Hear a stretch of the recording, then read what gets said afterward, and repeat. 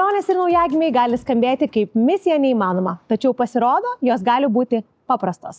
Šiandien apie tai kalbėsime su Baby City Toy City konsultantė Jolita. Sveikos būsimos mamos. Tikrai misija yra įmanoma ir tikrai yra daug daiktų palengvinančių mamytėms ir tėveliams kelionėms. Pavyzdžiui, kokių? Pavyzdžiui, turime tų pačių kelioninių maniežų. Pavyzdžiui, turim tokių kaip vežimėlių sportinių. Kaip tik turim ir tų pačių čiužinukų susilankstomų, kurių neužima daug vietos. Netgi ir ta pati myli produkcija, kuri koncentruojasi, sakykime, į tai mamytes, į tėvelius, kad padėtų ir palengvintų tą pačią kelionę. Ar galėtumėte parodyti keletą dalykų, kuriuos reikėtų įsigyti kiekvienai šeimai, kurios mėgsta keliauti ir turi naujagimį? Taip, žinoma, galim pradėti. Jolita, tai va, radau Milį kelioninį vežimėlį. Ar galit man parodyti 3 funkcijas, kodėl aš turėčiau jį pirkti kelionėms? Taip, žinoma.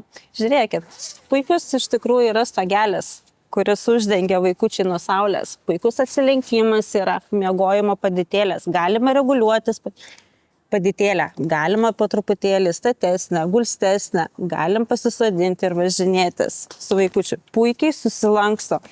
Viena ranka. Prašau.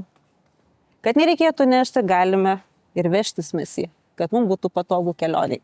Tai kaip suprantu, vežimėlį jau išsirinkom kelionėms, o gal dabar galite parodyti, ką dar galėčiau įsigyti su vyru, kad būtų kelionės patogesnės? Galime įsigyti tokį kaip maniežą.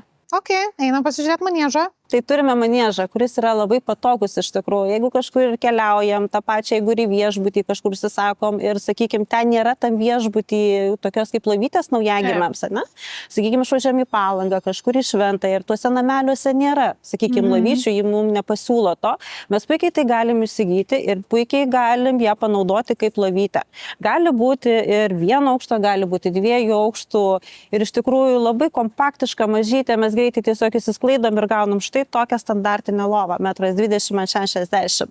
Tai kaip suprantu, jeigu turim kelioninį maniežą, tai mums dar reikia ir kelioninio čiužinio. Būtinai. Tikrai taip. Nes šitas pagrindas, jisai nėra miegojimui. Šitas pagrindas yra, pavyzdžiui, vaikučių žaidimui, jeigu nusileisime į apačią. Vaikutis gali laisvai žaisti, gali išlipti, o jeigu miegojimo, mums būtinai reikia čiužinuko. Tai čia toks labai kompaktiškas irgi labai puikiai susipakuoja, ar ne? Kompaktiškas, kuris greitai susipakuoja, greitai įsiskleidžia, vietos daug mašinų arba taip vietos tikrai neužimantis. O, toks tikrai labai mažytis. Taip. Opa. Pasidėjom, užsidėjom pakopėlės ir laisvai galime guldyti vaikutį miegoti. Čia dar gali būti gera vaiko slėptuvė. Nuo tėvų pasislėpti. Arba vyrui paslėpti. Aš čia vyrą slėpsiu. Turim tą patį maniežą, jisai toks mažytis, kompaktiškas, laisvai galit beliam kur įsidėti. Ypač, kad ir pačią mažiausią mašinytę. Mes išvyniojam. O, atrodo kaip golfo, nežinau, laldos. Tai čia vyras galvotų, kad parnešiau jam dovanėlę. Tai iš tikrųjų labai kompaktiškai susilanksto, atrodo toks didelis maniežas, o vat tokį mažą krepšiuką telpa. Taip. Tai labai patogu kelionėms iš tikrųjų. Tikrai taip. Tikrai kiekvienai mamytei tėveliui rekomenduosiu tokį dalyką. Su Beatriče jau aptarėte, kaip vaikutį kelionėse migdyti. Tačiau man kyla daugybė kitų klausimų. Pavyzdžiui, kaip jį prausti?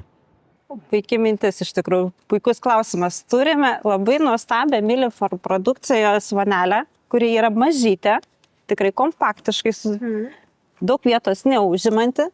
Taip pat galima ir įsigyti prie to pačio gultuką. Tikrai labai kompaktiškas, mažas. Tuoj parodysiu, kokia jinai tampa didelė.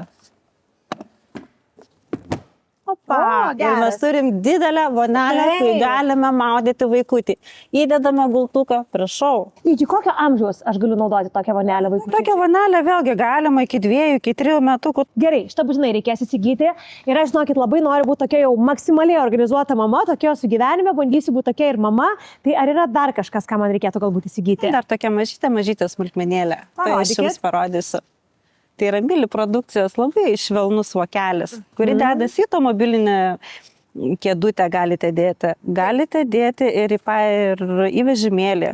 taip atsisega ar ne, aš čia įdedu vaikutį ir tas yra labai patogu, kad man nereikia jo aprenginėti Taip, šiltais rūbeliais. taip. Tai aš įsivaizduoju, net jeigu vaikutis miega, čia galima jį lengvai. Taip, lengvai įdėti. Įdėti. Ypač kaip dabar tokiais mūsų vasaros orais, tai puikiai tinka iš tikrųjų. Ir šiltas, ir minkštas, tikrai labai smagus dalykas. Puiku, fantastika. Tai mano pirkiniai jau suplanuoti. Ačiū Jums labai.